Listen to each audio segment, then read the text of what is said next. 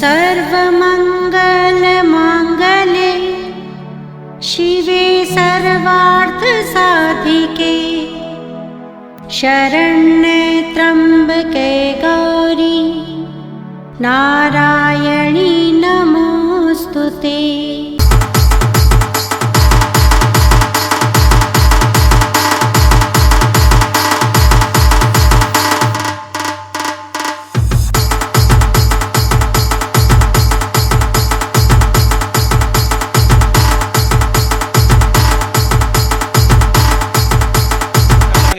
सोचना चाहिए ना, लेकिन हाँ। और अंत में वरुणदेव चले गए। कुछ दिनों के बाद रानी गर्भाधान हुआ और उनके घर में रोहित जैसा पुत्र पैदा हुआ। बहुत अच्छा लड़का था। जैसे ही पैदा हुआ 1 घंटे के अंदर ही वरुणदेव आ गए राजा के सामने ब्राह्मण का वेश धारण करके। कहने लगे पुत्र मिल गया? कहे हाँ महाराज, हो गया महाराज, हो गया। तो कहने लगे तो मैंने अपनी बात पूरी कर दी, अब तुम करो, अब बारी तुम्हारी है। इसकी बलि चढ़ाओ, एक यज्ञ करो और मेरी सामने इसकी बलि चढ़ा दो। तो देखिए अब राजा बुद्धि लगाने लगे। जहां देखिए कहते ना, जहां सुमति तहां संपत्ति नाना, और जहां कुमति वहां विपत्ति निदान। जिंदगी में टेढ़ा मेढ़ा चलने की आदत छोड़ दीजिए, सीधा चलिए। टेढ़ा मेढ़ा चलेंगे तो गिर जाएंगे, सीधा चलेंगे तो संभल जाएंगे। झूठ जितना बोलेंगे उलझ जाएंगे, सच जितना बोलेंगे सुलझ जाएंगे। टेढ़ा मेढ़ा मत चलिए। छल कपट, भगवान कहते हैं मोहे छल कपट न भावा।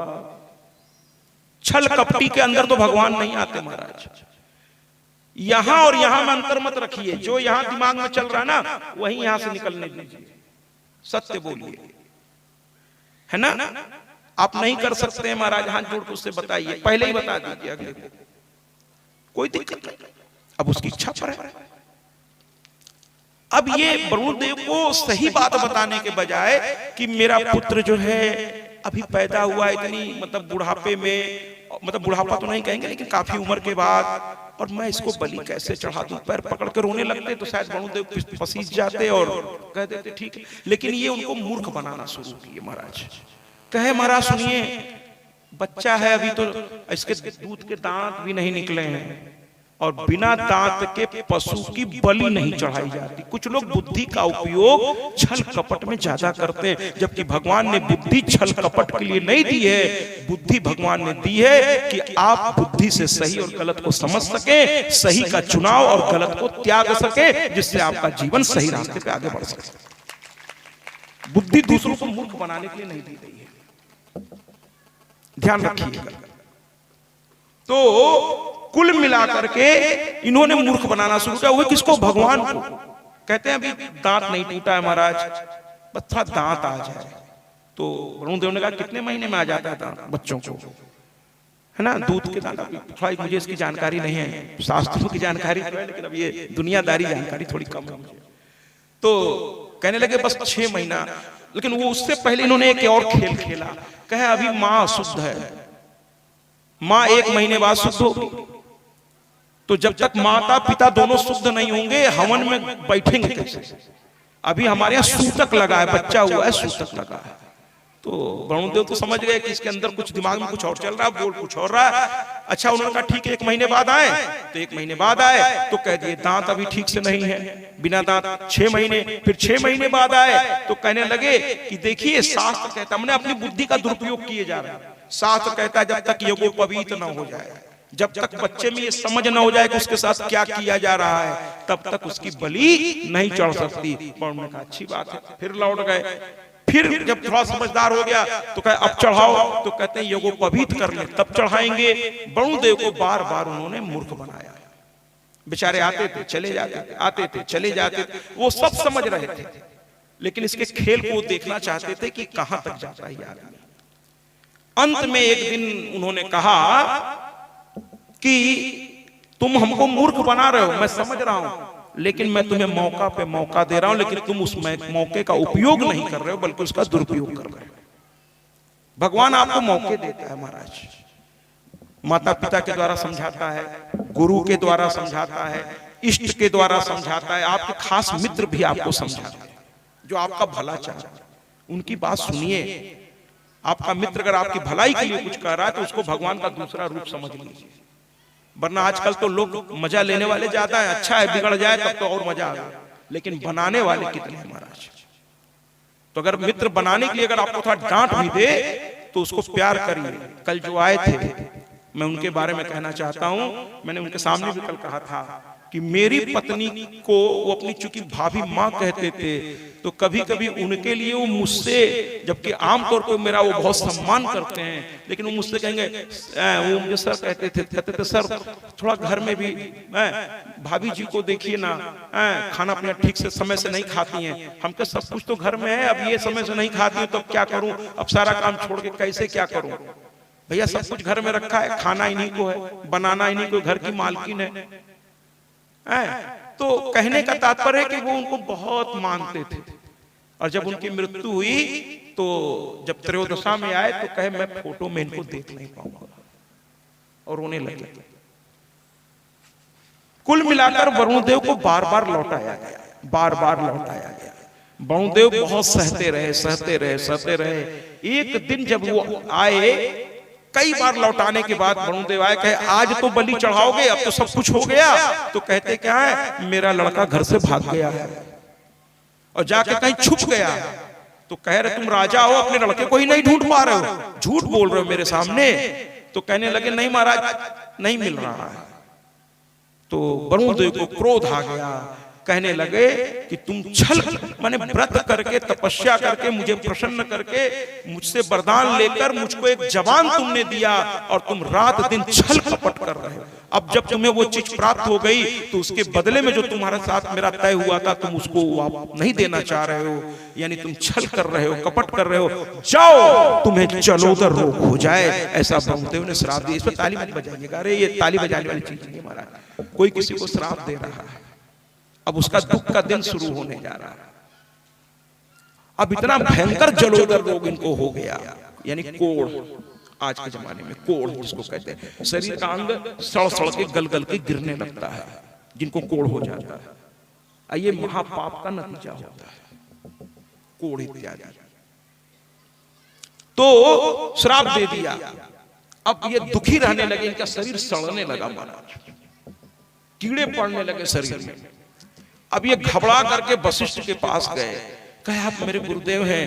तो वशिष्ठ ने देखिए, जो आपका असली हित ऐसी होगा तो मुंह देखी बात नहीं करेगा। अगर आप गलत हैं तो सामने मुंह पे कहेगा तुमने गलती की है, अब भोगो। क्यों ऐसा किया तुमने? जो आपका वास्तव में हित ऐसी होगा वो ऐसे ही बात आपसे करेगा। और जो जी आपके हाँ में हाँ मिला है, अरे नहीं ठीक बढ़िया की, तो समझ ली हित ऐसी नहीं है। वो मुख में राम बगल में छुरी लिए घूम रहा है, वो आपका बुरा चाहता है। अच्छा मित्र समय पे कहेगा तुमने गलती की है, इसको सुधारो, नहीं तो विनाश हो जाएगा तुम्हारा। ऐसे मित्रों को ना हमेशा सर पर बैठा के रखिए। निंदक नियरे राखिए, आंगन कुटी छवाए। जो आपके मुंह पर खरी खोटी कहने की हिम्मत रखे, ऐसे लोगों को अपने आसपास रखिए महाराज। वो इतने जागरूक लोग हैं कि आपका कभी बुरा होने नहीं देंगे। हाँ, यहाँ ताली बजा सकते हैं। वो तो मैंने श्राप के समय मना किया था, बाकी समय जब मन करे बजाइए महाराज, कोई दिक्कत नहीं। तो कह दिया गुरु ने, मेरे दरवाजे पे मत आओ। जब मनमानी किए तो मुझसे पूछने आए थे, अब जाओ भोगो। पैर पकड़ कर रोने लगे, गुरुदेव गलती हो गई, बहुत बड़ी गलती हो गई, कैसे वरुणदेव से माफी मांगे। तो कहे अब एक तरीका ये है कि एक यज्ञ करो, और कहीं से उस जमाने में लड़के, देखिए लड़के भी कई तरह के होते हैं। कुछ को आप जाइए मंदिर में जो बच्चे खेल रहे हैं, जरा सा कृपया इनको यहाँ से हटाएं, इनको बताएं ये माँ का पंडाल है इस समय। तो कुल मिलाकर के महाराज वरुणदेव को प्रसन्न करो, क्योंकि जिसके प्रति तुमने अपराध किया है उससे क्षमा मांगो, तभी जाकर के ये मामला खत्म होगा। यही सही तरीका है। आपसे जाने अनजाने में किसी के द्वारा किसी के लिए अपराध हो जाए, जाके देर मत कीजिए, तुरंत गलती सुधारते हुए उसे क्षमा मांग लीजिए, बात धीरे धीरे खत्म हो जाएगी। बल्कि हो सकता हो पहले से और अच्छा हो जाए। आप धैर्य के साथ झुकिए, हो सकता है आपका पहले से और ज्यादा कल्याण होकर सामने आए। तालियों से स्वागत करिए ना भैया, जहां अच्छा लगा। जब इच्छा करे ताली बजाइए, जब इच्छा करे नृत्य की। मुझे बहुत अच्छा लगने लगा, कुछ माताएं जैसे गीत बजती अपनी जगह पर खड़े होकर नृत्य करने लगी हैं। ये माँ की कथा का प्रभाव देखिए कि अब सब समझ गए हैं कि ये माँ का पंडाल है, यहाँ किसी से क्या लजाना, किसी से क्या शर्माना। अरे जब साक्षात सामने ब्रह्मांड की जननी है तो आज उसे गाकर, झूमकर, तालियां बजाकर, उसका जयकारा करके उसे आज अपना बनाना है, उसे आज अपना बनाना है। तो गुरुदेव ने फिर रास्ता दिखाया कि देखा ये पछता रहा है कि हमसे बहुत बड़ी गलती हो गई, नहीं मूर्ख बनाना चाहिए था मुझे। मैं उनके चरणों में अपने बालक को रख देता तो शायद वो मुझे लौटा देते आशीर्वाद बनाकर, प्रसाद बनाकर, लेकिन मैंने उनको मूर्ख बनाने की गलती की, ये बहुत बड़ा अपराध हो गया मुझसे। गुरुदेव से कहने लगा तो गुरुदेव ने कहा क्षमा मांगो उनसे, यज्ञ करो। और कहीं से एक लड़का जो है, उस जमाने में ऐसा होता था, दास दासी खरीद लिए जाते थे पैसा देके।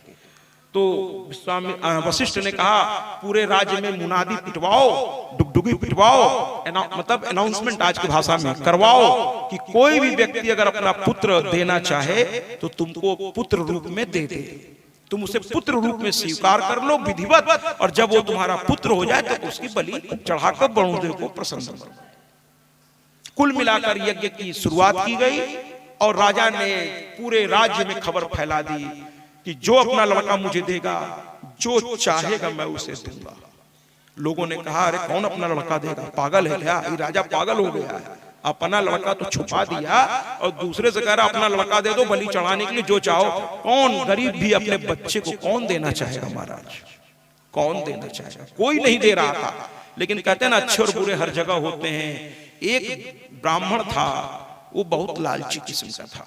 उसने कहा बच्चों का क्या है, ये तो पैदा होते रहते हैं महाराज, पैसा कमा लिया जाए, मौका अच्छा है। उसने अपने एक बच्चे को लिया और लेके राजा के सामने गया, कहने लगा इसका नाम सुनह सेठ है। सुनह सेठ बालक का नाम था, छोटा सा बच्चा। कहे मैं इसे बेचना चाहता हूं आपके यहाँ। राजा प्रसन्न हो गए, कहे चलो कोई तो मिला।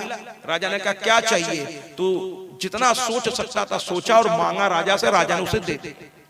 और अब बच्चा राजा का हो गया, उसे बलि स्तंभ से बांध दिया गया महाराज, बलि स्तंभ से बांध दिया गया। तैयार रहिए।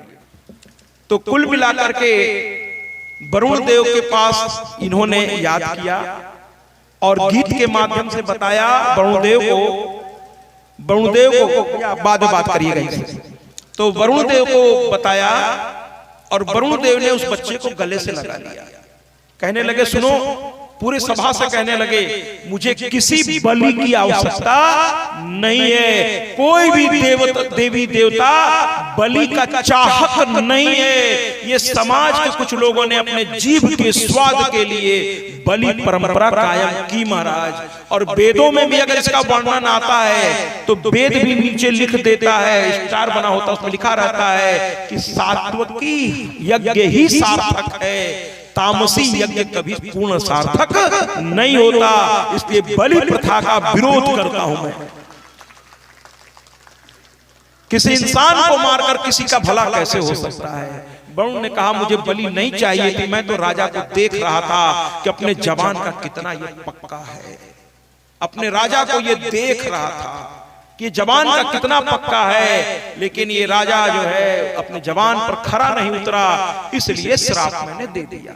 आप जब किसी को धोखा देते हो महाराज तो याद रखिए कि उसकी आत्मा को दुख पहुंचता है। धोखा आप किसको देते हो जरा बताओ, आप बताओ ना, धोखा किसको देते हो? सीधी सी बात है, जो आपको विश्वास कर लेता है उसी को तो धोखा देते हो ना।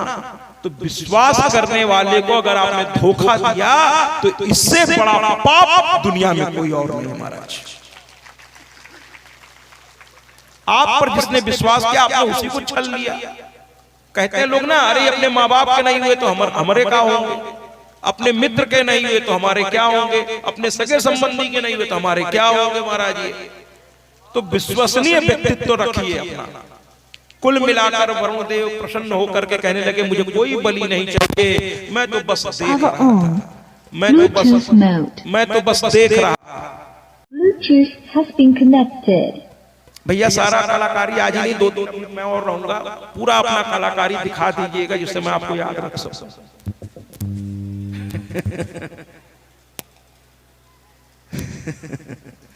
चलिए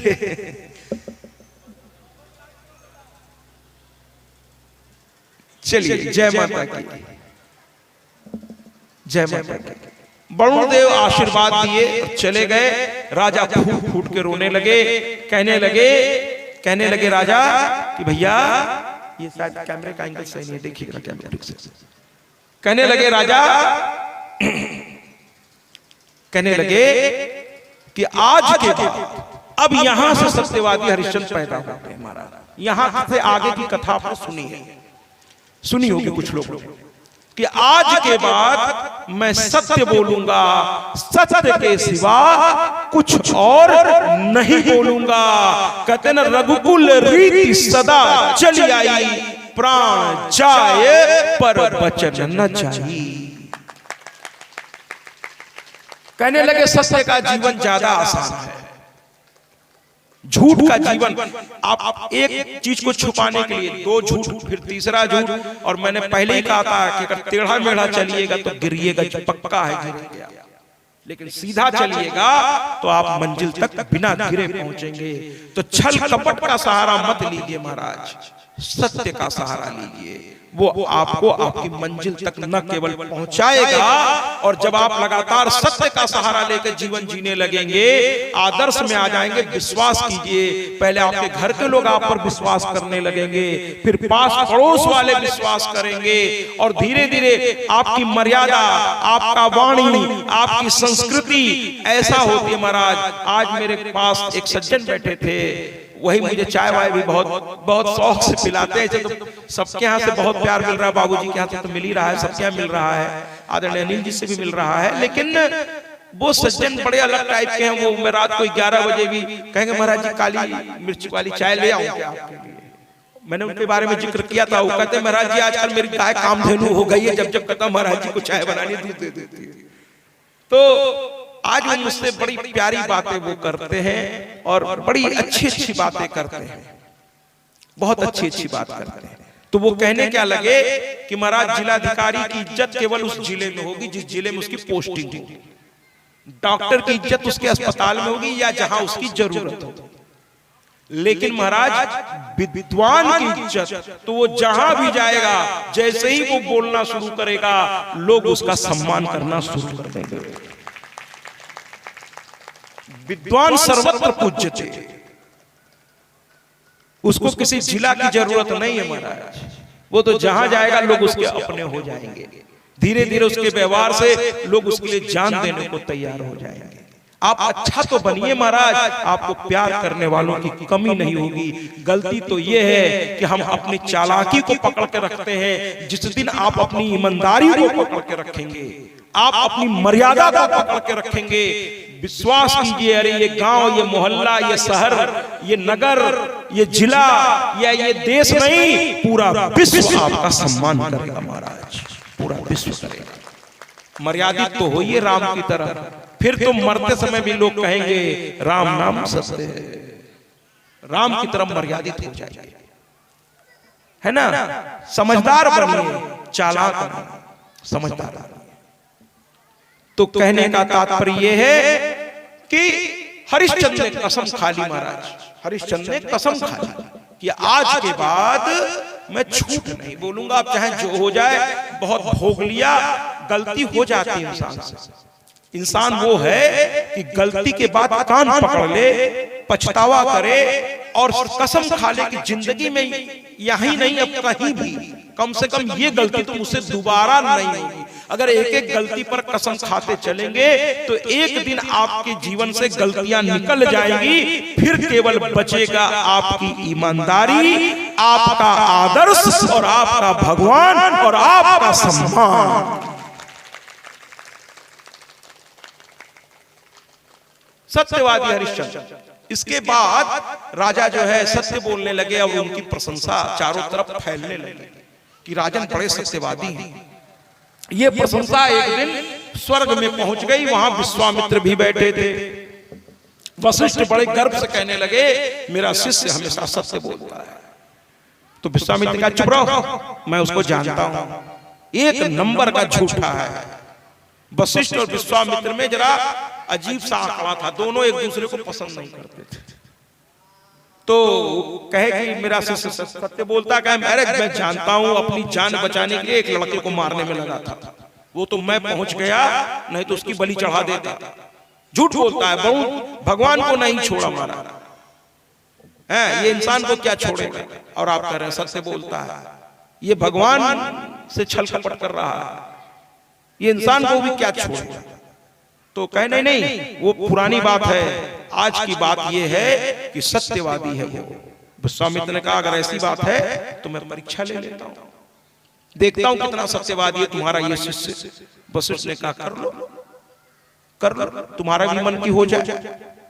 विश्वामित्र वहां से चले आए, लेकिन जो संत होते हैं वो थोड़ा तुरंत कुछ भी नहीं करते, सामने वाले को बहुत मौका देते हैं, ये उनका स्वभाव होता है। लेकिन जब उस मौके का दुरुपयोग होने लगता है तब तो ये ऐसा नहीं कि वहां से चिढ़ के आए तो सीधे इनका परीक्षा लेने में लग जाते। इन्होंने परीक्षा लेना, उसमें गुस्से में बोल दिया परीक्षा लूंगा, लेकिन बाद में सोचे अरे हटाओ हैं, और ये एक जगह पे बैठ के समाधि में लीन हो गए। समाधि में लीन हो गए, उधर से हरिश्चंद्र गुजर रहे थे महाराज। ध्यान सुनिएगा, ये पूरी कथा हरिश्चंद्र की सुनाऊंगा मैं आपको, जो अभी तक आपने इस रूप में कभी नहीं सुनी। इस श्रीमद् देवी भागवत है, परिपूर्ण है ये कथा। तो विश्वामित्र साधना में लीन हो गए महाराज, एकदम साधना में लीन हो गए। अचानक हरिश्चंद्र उधर से गुजरे तो एक औरत बड़ी जोर जोर से रोने लगी। सच बताया, ये औरत कोई और नहीं थी, उनका होने आने वाला दुर्भाग्य था। कभी कभी सब इशारा करते हैं, हम आप समझ नहीं पाते कि आने वाला समय अब कठिन होने वाला है, लोग इशारा करने लगते हैं। तो वो रो रही थी। हरिश्चंद्र ने पूछा कि क्यों रो रही हो, तो कहने लगी क्या बताएं, वो जो बैठे ना वो सन्यासी, वो हमको सिद्ध करने में लगे हैं महाराज, और अगर उन्होंने हमको सिद्ध कर लिया, अगर हमें साधना करके मुझे जीत लिया तो ये मुझको अपने बस में कर लेंगे, और मैं इनके बस में होना नहीं चाहती, मैं मंत्र हूं, मैं इनके बस में नहीं होना चाहती। बेटा जरा इन बच्चों को जरा कार्यकर्ता देखें, मंच के आसपास कुछ बच्चे बातचीत कर रहे हैं, जरा इनको हटाएं यहां से। तो कुल मिलाकर के विश्वामित्र के बारे में जब उसने कहा तो ये भनभनाते हुए हरिश्चंद्र, देखिए एक चीज बता दूं, ध्यान से सुनिएगा मेरी बात, कान का कच्चा मत होइए। कोई आके किसी के बारे में कुछ कह दे, अरे फलनवा आपके लिए ऐसा कर, कुछ लोग बड़े दुष्ट होते हैं महाराज, देख रहे हैं चीज अच्छी बन रही है, सब चीज संभल रही है, तो फिर वो अपने ओर से खेल जाते हैं। कान का कच्चा मत होइए। कोई व्यक्ति किसी से बारे में कहे कि आपके बारे में फलाने ऐसा कह रहे थे, तो आप एकांत में पहले ये सोचिए कि क्या फलाने ऐसा कह सकते हैं, क्या उनके व्यक्तित्व में ऐसा कोई है। अरे आप अकल रखते हैं महाराज, आप पढ़े लिखे हैं, आप बुद्धिजीवी हैं, अपने अकल का इस्तेमाल कीजिए और उसके व्यक्तित्व को अपने बुद्धिमत्ता से कसौटी पर कसिए कि क्या वो ऐसा कर सकता है। किसी के कहने में मत आइए, कहने में एक से एक दुष्ट लोग होते हैं, देख रहे हैं चीज बन रही है तो जाके कुछ उधर भरेंगे, कुछ उधर भरेंगे, कैसे फिर से बिगड़ गए। हमेशा उसके व्यक्तित्व पर भरोसा रखिए जिससे आपकी बात हुई है, और पूछिए कि क्या वो ऐसा कह सकता है आदमी है। मेरे सामने फिर उसने क्यों नहीं कहा, उसे कुछ किसी का डर तो है नहीं, क्यों नहीं कहा मेरे सामने, और मेरे सामने अगर मेरे खिलाफ उसने एक शब्द नहीं कहा, अर्थात उसने कभी भी मेरे खिलाफ एक शब्द भी नहीं कहा। ये सब बीच वाले खेल रहे हैं महाराज, बीच वाले खेल। अगर उसे कहना होता तो वो मेरे मुंह पे कह देता, उसे किस बात का भय था। लेकिन अगर वो मुझे प्यार दे करके, मुझे स्नेह दे करके, मुझे आदर दे करके, है ना, अपने यहां से विदा किया है, तो फिर मेरे बारे में वो कुछ उल्टा सीधा अगर उसे बोलना होता तो मुंह पे बोलता महाराज। ये बात ध्यान रखिए। जैसे लखन जी मुझे सम्मान देते हैं, अब कोई मुझसे आकर बाद में कहे लखन जी आपका बड़ा, अगर मैं मान लूं इस बात को तो फिर मुझसे बड़ा मूर्ख कोई नहीं। आदमी 10 मिनट बनावटी रह सकता है, आधा घंटा बनावटी रह सकता है, लेकिन निरंतर एक जैसा भाव, यानी ये बनावटी नहीं है, ये इनका व्यवहार करने का तरीका है, ये बहुत आदरणीय है। दूसरों को सम्मान देना इन्हें आता है महाराज, दूसरों को सम्मान देना आता है। तो कोई कहने पे मैं जाऊं, और जो लोग कान सुनी बातों से अपना निर्णय लेते हैं, फिर उनके बुद्धि पर मुझे तरस आता है कि अपने बुद्धि पर भरोसा आपको नहीं है, आप दूसरों से बुद्धि ले रहे हैं। क्यों हमारे बारे में क्या कह रहे हैं? अरे भैया अपने पर भरोसा कीजिए और अपने नजरिए से उस व्यक्ति को देखिए, दूध का दूध और पानी, और जहां शंका हो उससे जाकर पूछ लीजिए आपने मेरे बारे में ऐसा कहा था क्या, पूछ लीजिए दूध का दूध पानी का पानी, और वो आदमी सामने आ जाएगा जो ये खेल खेल रहा। महाराज दोनों तरफ से डांट खाएगा। ठीक है, तो सुनी सुनाई बात पर नहीं जाना चाहिए, सुनी सुनाई बात पर नहीं जाना चाहिए। किसी को सुनी सुनाई बात पर अच्छा मत कहिए, किसी को सुनी सुनाई बात पर बुरा मत कहिए। स्वयं की कसौटी पर कस के देखिए, और फिर जो आपका दिल और आपका दिमाग कहता है तो याद रखिए कि आप स्वयं में बहुत बुद्धिमान है महाराज। आपको कोई क्या सिखाएगा, आप दुनिया को सिखाने की क्षमता रखते हैं। सुनी सुनाई बातों पे मत जाइए, इसको कान का कच्चापन कहते हैं। स्वयं के विवेक का सहारा लीजिए और सही फैसला अपने आप होने लगेगा।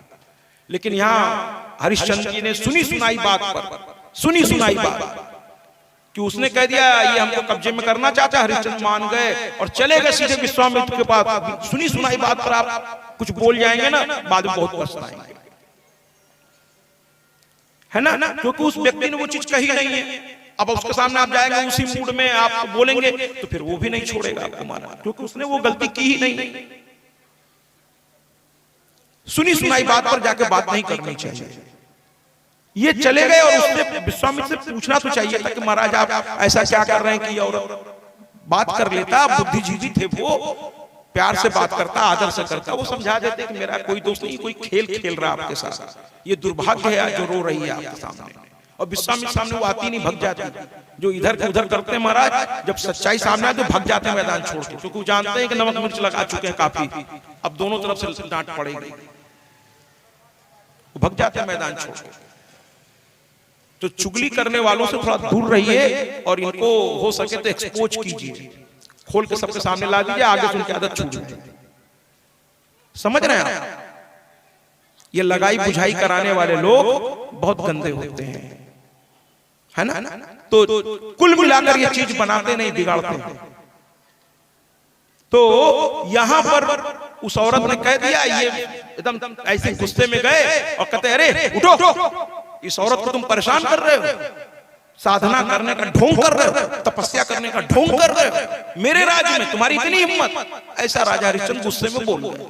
अब बोल गए महाराज, अब बोल गए तो किससे बोल गए? संत से। अब संत से बोलोगे तो भैया संत करे या संतों का भी संत, संतों का इष्ट भगवान या तो संत कर देगा, और अगर संत चुप हो गया एक बार वो कर दे तो फिर भी आप सोच लीजिए कि भैया संत था कर दिया, क्षमा मांगे। लेकिन अगर वो चुपचाप चला गया, कुछ नहीं बोला, तो खुश मत होइएगा, क्योंकि वो आपके बेवकूफी का जवाब नहीं दिया। तो अब जानते किसके पाले में गेंद है? अब भगवान के पाले में। अब वो उसका जवाब देगा, और भगवान की लाठी जब चलती है तो आवाज नहीं करती, सिर्फ दर्द होता है, सिर्फ दर्द होता है। इसलिए भगवान के भक्तों से या किसी भी व्यक्ति से बात करने से पहले 100 बार सोचा चाहिए। कुल मिलाकर के हमारे राजा हरिश्चंद्र ने बेवकूफी कर दी। अब संत को गुस्सा आ गया, उन्होंने कहा तेरी इतनी मजा, मैं तेरे दरवाजे नहीं गया, मुझे तुझसे कुछ चाहिए भी नहीं, मैं साधना कर रहा था, तूने आकर मुझसे ऐसे बात की। बस वो दंड अपना उठाए, कमंडल उठाए और पैर पटकते हुए वहां से चल दिए। उससे कुछ नहीं बोले, हरिश्चंद्र से एक शब्द नहीं बोले। कभी कभी संत नहीं भी बोलते हैं, चुपचाप वापस कहे कि मैं अब यहां नहीं रुकूंगा, किसी कीमत पे नहीं रुकूंगा तेरे, और चल दिए। और संत अगर इस तरह से रुष्ट होकर चला जाए तो फिर अनिष्ट ही अनिष्ट होता है। उसी दिन से राजा हरिश्चंद्र का भाग्य दुर्भाग्य में बदल गया महाराज। अब ये तो चल दिए और जाकर के जंगल में तपस्वी थे, इन्होंने एक मायावी सूकर की रचना की। सूकर माने देसी भाषा में कहते हैं सुअर, सुअर संस्कृत वाली भाषा में सूकर। एक मायावी सूकर को भेजा। सूअर शब्द कहना अच्छा नहीं लगता, इसलिए सूकर मैं कहूंगा, आप उसे सूकर समझ लें, सुअर समझ लें, या यहाँ की भाषा में कुछ का कहते हैं वो समझना हो समझ लें, वो आपके ऊपर है। तो वो गया और जाकर इनके उपवन में उजाड़ करने लगा। सैनिकों ने रोका तो वो रुका नहीं। राजा का खबर गई, राजा थोड़ा ऐसा ही थे, दूसरे की बात में बहुत जल्दी गुस्से में आ जाते थे। गुस्से में आए, फिर उस पे बैठे घोड़े पर और सुअर को दौड़ा लिया महाराज, बिना सोचे समझे। सुअर भागते भागते मायावी था, ऐसी जगह ले गए जहां से लौटने का रास्ता इनके पास नहीं था। अक्सर जो गलत लोग होते हैं उनके साथ अगर आप चलोगे तो ऐसे मोड़ पे ले जाकर आपको जीवन में खड़ा कर देंगे जहां आगे सब अंधेरा ही अंधेरा होगा महाराज। न समझ पाएंगे कि क्या करना है और क्या नहीं करना, सब कुछ आपका बिगड़ने के किनारे पहुंच जाएगा। अब वहां कोई भगवान का भेजा दूत आ जाए तब तो ठीक, नहीं तो जैसे आराम हो गया आपका काम। ठीक है महाराज, तो कुल मिलाकर के ये एक ऐसी जगह पहुंच गए जहां सब इनको रास्ता नहीं मिल रहा था अयोध्या लौटने का। बड़े परेशान, तो विश्वामित्र ब्राह्मण का रूप धारण करके आए, कहे महाराज की जय हो। कहने लगे भैया खुश, विप्र को प्रणाम किया। कहने लगे हम रास्ता भूल गए। कहे कैसे यहाँ आ गए? तो पूरी कहानी बता दी। कहने लगे मैं आपको रास्ता दिखा दूंगा, लेकिन आप जहाँ आए हैं ये बड़ा तीर्थ स्थान है, यहाँ स्नान कीजिए और स्नान के बाद थोड़ा पूजन कीजिए भगवान का, और जहाँ कथा हो, जहाँ हवन हो, जहाँ नदियां पवित्र बहती हो, जहाँ मंदिर हो, वहां कुछ न कुछ दान जरूर करना चाहिए। तो कहे कुछ दान भी कर दीजिएगा अगर आपकी इच्छा हो तो हरिश्चंद्र ने कहा नहीं महाराज बिल्कुल करूंगा। फिर स्नान किया, है ना, ध्यान किया। देखिए कल जो आए थे अधिकारी, है ना, उन्होंने सबको कुछ न कुछ दिया, सभी ब्राह्मणों को। अब वो राशि में आपको नहीं बताऊंगा, लेकिन मात्र 1.5-2 घंटे में, देखिए यहाँ के क्षेत्र वाले यहाँ आते नहीं महाराज, और 1.5-2 घंटे में 4-4.5 1.5-2 घंटे में सभी विप्रों को दिया, प्रधान यज्ञाचार्य को दिया, जो उनमें सामर्थ्य था गुरुदेव को भी दिया, सबको दिया। जहां जिसने कहा चढ़ाइए चढ़ाया। तो जहां ये सब पुण्य काम हो रहा हो वहां दान करना चाहिए महाराज, दान करना चाहिए। और चूंकि उनके पिता साल भर से बीमार हैं, तो मैं खुल के बता रहा हूँ, एकांत मैंने कहा कि इसमें बहुत करोड़ों रुपए आपके खर्च हो रहे हैं। प्रतिदिन 1 लाख रुपए के आसपास उनके पिता को जीवित रखने के लिए वो खर्च कर रहे हैं महाराज। चूंकि भगवान ने उनको दिया है इसलिए कर रहे हैं, नहीं तो गरीब घर में अभी पिता होते तो कब मर जाते। तरह तरह की मशीनों की जिंदा है, अब पितृ प्रेम में ये किए जा रहे हैं। तो मैंने कहा इस समय बहुत खर्चे में है, तो यहाँ थोड़ा हिसाब से। तो कहे नहीं महाराज मैं सोच के आया हूँ, मैं यहाँ दान करूंगा जो मुझसे बन पड़े, और करके सभी विप्र खुश थे। तो कुल मिलाकर के ये कहने लगे दान, तो कहे ठीक है मैं दान करूंगा। और इसके बाद स्नान किया उन्होंने, पूजन किया और कहा कि बताइए कहाँ दान करना है। तो कहने लगे माया से उन्होंने एक ब्राह्मण लड़का खड़ा कर दिया और एक लड़की खड़ी कर दी। कह देखिए इस लड़के के माँ बाप नहीं है। तो राजा हरिश्चंद्र बताइए क्या करना है।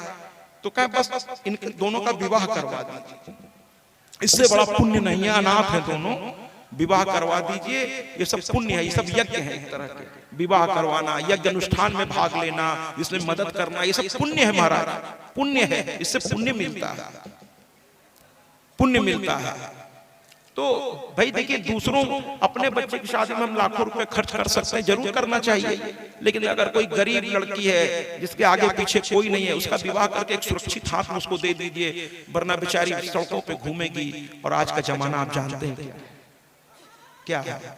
तो अनाथ बच्चों की मदद कर देनी चाहिए, उनको अपने पैर पे खड़ा कर दीजिए। इससे बड़ा पुण्य दुनिया में नहीं है महाराज, पुण्य दुनिया में। ताली तो कहने का तात्पर्य यह है कि पुण्य कमाइए महाराज, पैसा तो बहुत कमाया, आगे भी कमाइए, हमें ऐतराज नहीं है, लेकिन थोड़ा पुण्य भी कमाइए, क्योंकि पैसा यहाँ काम आएगा, वहां अगर कुछ काम आएगा तो वो है आपका किया गया अच्छा कार्य, यानी आपका पुण्य जो वहां खर्चा कर सकेंगे। वहां का भी बैंक बैलेंस देखते रहा कीजिए महाराज, हाँ बैंक बैलेंस वहां का भी देखते रहे। तो कुल मिलाकर के हरिश्चंद्र ने कहा मैं दान दूंगा। तो कहे बिटिया की शादी कहे करा दूंगा। तो कहे मैं कन्यादान के लिए क्या संकल्प दिलाऊं। तो कहे जो कहिए। और चूंकि इन्होंने गलतियां की थी इसलिए इनकी बुद्धि